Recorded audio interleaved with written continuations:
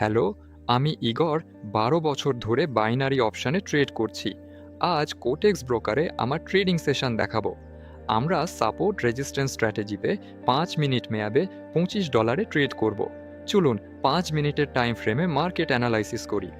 British pound ডলারে একটি down trend ছিল।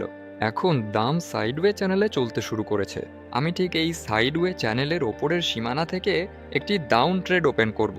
চ্যানেলটি বেশ সরু, তবে আমি আশা করি দাম এখন ঘুরে যাবে এবং নিচে নামবে। অস্ট্রেলিয়ান ডলার, সুইস ফ্র্যাঙ্ক, দাম একটা ভালো রেজিস্ট্যান্স জোনে আছে। একটা ডাউন ট্রেড আমি এখানেও ওপেন করব। অস্ট্রেলিয়ান ইয়েন, দামও রেজিস্ট্যান্স জোনে আসে। Down trade. আমাদের জোন যেখান থেকে দাম ঘুরে গিয়েছিল, সামনে দামের রিভার্সাল দেখা যাচ্ছে, যেমন রেজিস্ট্যান্স জোন থেকে হয়। এবং আমি আশা করছি দাম নিচে নামবে এবং অস্ট্রেলিয়ান ডলারেও খোলার চেষ্টা করা যেতে পারে। দাম নিচে নামবে এই আশায় একটি ডাউন ট্রেড। আমাদের রিভার্সাল আছে এই জোনে দামের। এখন দাম নিচ থেকে এসছে। আমি একটা রিভার্সাল ট্রেড ওপেন করেছি। Dollar Swiss franc down trade resistance zone, এই জোনের নিচের সীমানার কাছাকাছি আমি ট্রেড ওপেন করছি। চলুন এগিয়ে যাই। কানাডিয়ান ডলার ইয়েন আমি ডাউনে ওপেন করব। Resistance zone. সুইস ফ্র্যাঙ্ক, জাপানি yen, up trade, local minimum, দাম জোনে ঠেকেছে, সম্ভবত আর নিচে যাবে না। ট্রেড ওপেন করছি। 7টি ট্রেড খোলা। চলুন এগুলোর বর্তমান অবস্থা দেখি।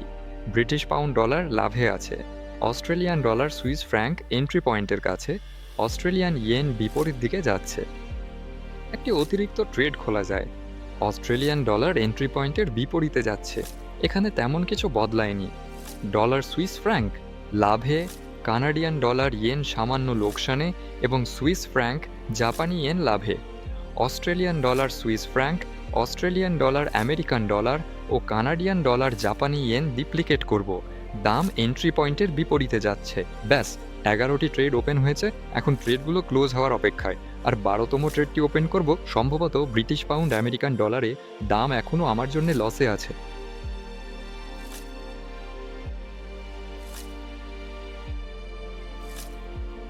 প্রথম ট্রেড ক্লোজ হতে 10 সেকেন্ড বাকি। ব্রিটিশ পাউন্ড আমেরিকান ডলার, দাম এন্ট্রি পয়েন্টের খুব কাছে। 2 সেকেন্ড। ট্রেডটি শেষ পর্যন্ত লাভেই ক্লোজ হলো, এটা ভালো। তবে বাকি ট্রেডগুলোর ক্ষেত্রে হয়তো এমনটা হবে না। Australian dollar, Swiss franc close হতে 10 সেকেন্ড বাকি। এখানে দুটি ট্রেডই আপাতত লসে আছে। দাম অবশ্য কমেছে, তবে ট্রেডটি লাভে ক্লোজ করার মতো মুভমেন্ট নেই। অস্ট্রেলিয়ান ইয়েন প্রথম ট্রেডটি লসে ক্লোজ হলো। এখানে দামের এক অদ্ভুত মুভমেন্ট শুরু হলো।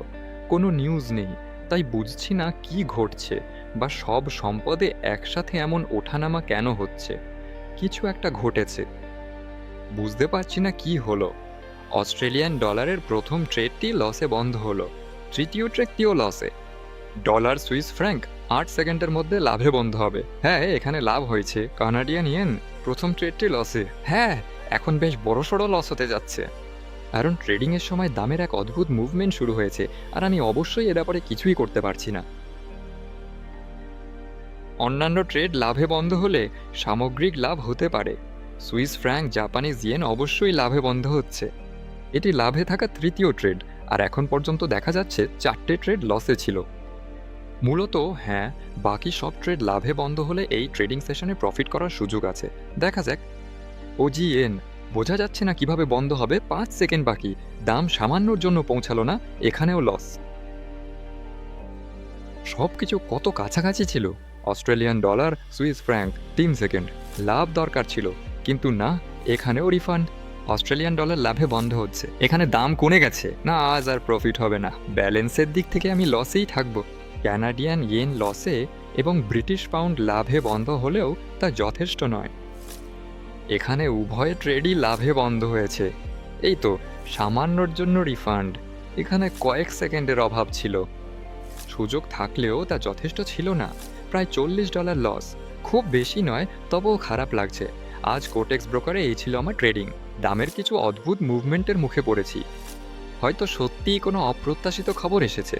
বাজার প্রতিক্রিয়া জানিয়েছে। ফ্রেশ চার্টে এন্ট্রি পয়েন্ট পেতে ডেসক্রিপশনের লিঙ্কে যান। সেখানে আমার ব্যবহৃত শিক্ষামূলক উপকরণ পাবেন।